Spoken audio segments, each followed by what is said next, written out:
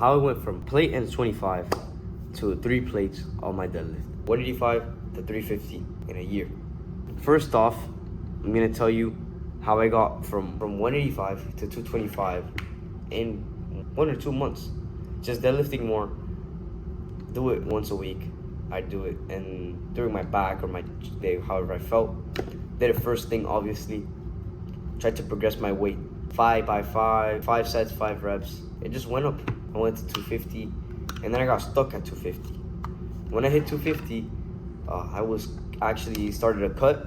So when I was doing that cut, I became a lot weaker. Not weaker. I just stopped getting stronger.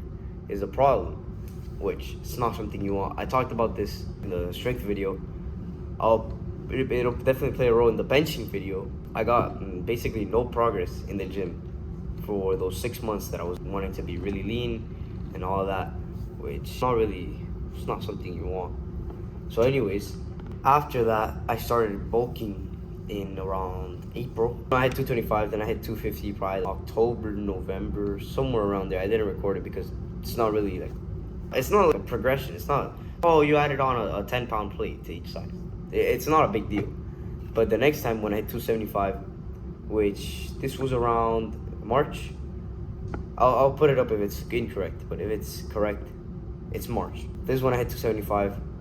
You can see my form is a lot better. I squatted down more instead of just having my ass so high. I had it lower, so my form was a lot better. I dialed in my form. I started bulking.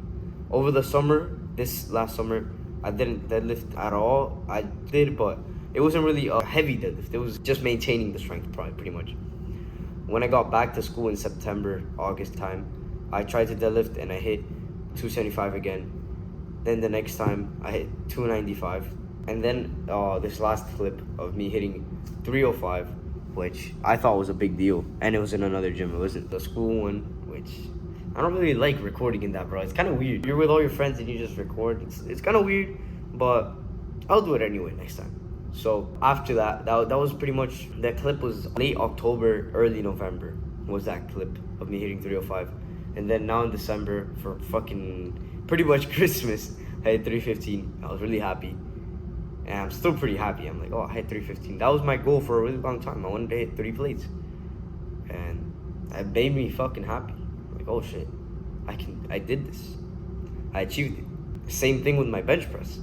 I got up to 185, which was my goal. Now I changed my goal to 225.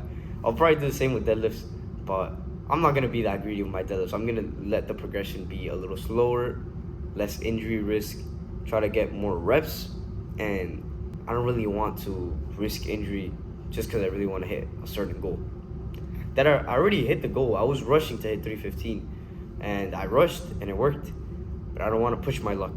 So I'm gonna tell you all of the things that you need to know on how to deadlift, why deadlift is good, why you want to make progress in it, all of that. So as you can see, my deadlift progressed a lot. So let's get straight into it. What's the point of deadlifting?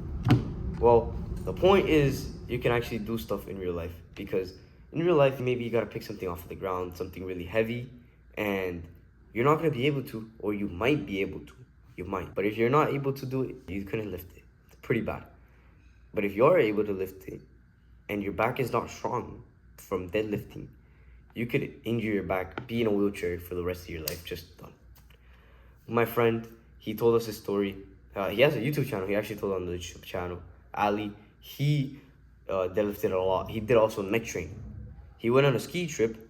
This guy, he was going really quick, bro. I don't remember exact speed. I think he said 100 something miles an hour.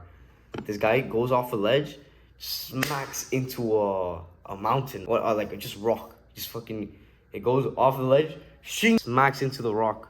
His neck is all fucked up. It's like he had the cast around his neck, pretty much. And the doctor said that if he hadn't been, and his spine was also, it was intact. His neck, he needed a little help, but it was intact. It was fine. He was still able to use it. The doctor told him that he has good muscle development, which helped him with the force of just smacking into that wall. So like, he didn't fuck up all his shit because he deadlifted and he also did neck training, but we're just focused on the deadlift right now, about the spine.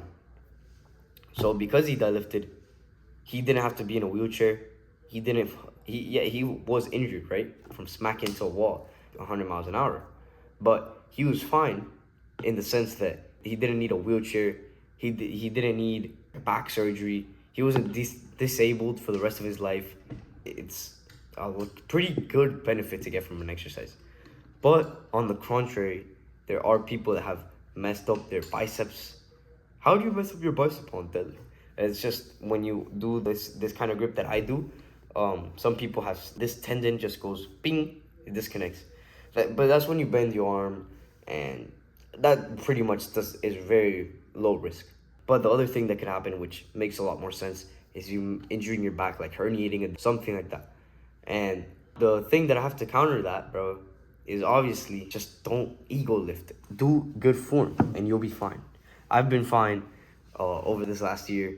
There's a lot of people, old guys I know that deadlift. Their back is amazing. They're old as hell, bro. I don't know how old they are. They look 70, and they're chilling. They deadlift pretty heavy. They can deadlift 2 plates. Obviously, they're not going a PR every week, like I would do. But they would try. They would do it really hard. They would do more reps, obviously, because, dude, they're old. They can't really just spam their body with that. But anyways, these old dudes, they were chilling. So you're not going to get injured. Now, the next thing is why I like deadlifting. So the benefits are cool. All of that is very cool. I like to deadlift because it fuels my ego. I'm like, oh, because it's the heaviest weight you can lift. It's mechanically, from a human body analysis, probably the heaviest exercise you can do with a barbell. You can do calf raises, but that's no range of motion. But a real exercise, that's the heaviest most people can do. Heavier than your bench press, heavier than your squat. It's very heavy. It's, imagine, bro, my squat is 225. My bench is 195 now. I haven't really been progressing my squat. I just maintained that to 2 plates.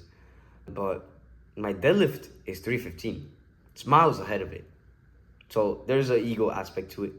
And it just feels nice to do it. I like doing it. I like slamming the weight down and just go, like, the noise.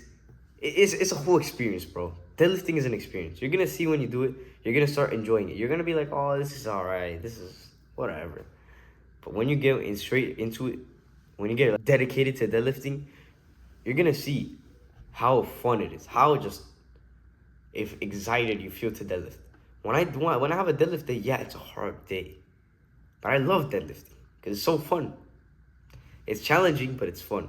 So those are basically all the reasons why you should deadlift, why that. So let's get into how. Obviously, I told you in the beginning I deadlifted more, but deadlift is just not really a volume kind of exercise.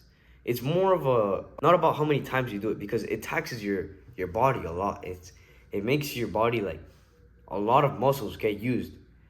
Makes your body have to repair a lot of shit. So I only deadlift once a week. You can probably deadlift twice a week if you're really focused on it. But I have made all this progress with once a week. I've done pretty much my whole routine for deadlift is warm up with 1 plate, maybe do some rows, whatever. Warm up with 1 plate. Whatever weight it's insanely easier. Oh, I could do this when I'm fucking disabled. It's so easy. I could throw this, bro. I could throw this on top of my head. I could clean this. This is so easy. That type of weight is what you have to use to warm up. You warm up, you do as many reps as you feel like. Don't do a lot of reps, but just do it to feel pretty good. You can feel your muscles warm. Then I'd go up a little bit, maybe to 185. Just put the next, if you're doing a 135, I would go to 185. If you're doing 95, then go to a plate. Something like that. Just progress it. See how it feels good. So this is going to be kind of not moderate, light. A little bit more difficult than light. Because the first one is very easy. Is light.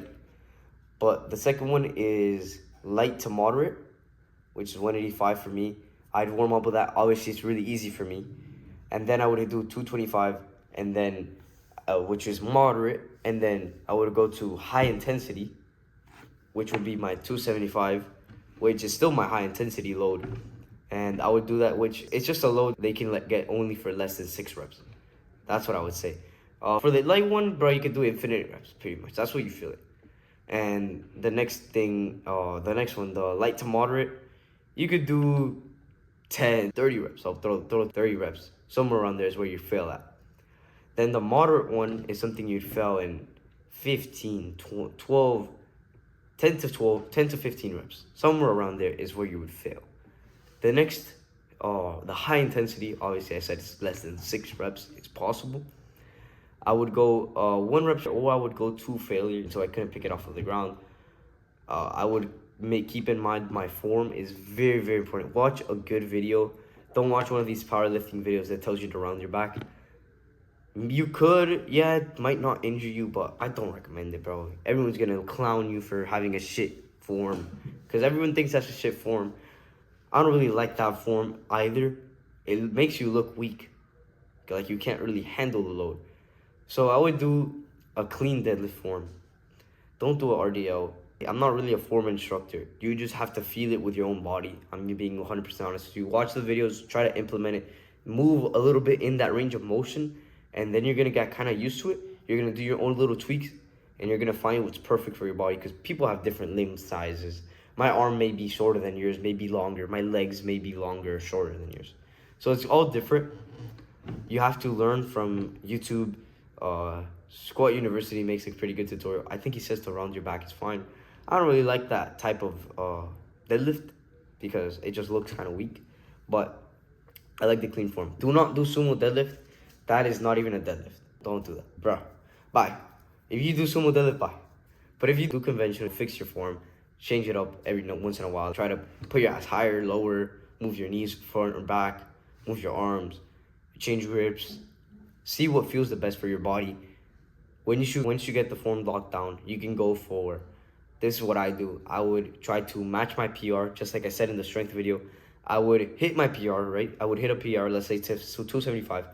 The next 2 weeks, 3 weeks, I would match it. Like my next deadlift session, I would do all the warm-up, the working, and then I would match my PR. I'd do another 2 or 3 working sets, however I felt that day, and then I'm done. Next time, the 4th week, after pretty much when this whole 275 month is over, the next week, when I start deadlifting again, I would try to go for the next step up. If I feel really good, I'll go up 10 pounds on each side. If I feel mid, I would do 5. If I feel kind of bad, I would match, or just not even match. I would just go into my working sets. That's what I would do. Just lower your risk of injury, make more progress when you feel good. You make a lot more progress when you feel good, because you're a lot stronger when you feel good. So don't try to injure yourself just to match your old self. It doesn't matter. You'll feel better next week. That's why I do this kind of schedulization. Because if not, I would do a PR a week. If I didn't have the program, I would try to go for a PR a week, which I did do for a little while, and then I felt my feeling weird because it's a lot for your body to recover from. So that's how I got my deadlift up. And no, deadlift does not hurt your back. I know you've heard people say, deadlift breaks your back. Deadlift annihilates it into pieces. No, it doesn't, bro. It does not. It's fine. Deadlift, bro. It makes it stronger. I know I said this in the beginning, but deadlift does not break your back. Anyways, bro, this is my whole deadlift presentation, basically. Thank you for watching, bro. Have a good day. Progress your deadlift. Get stronger.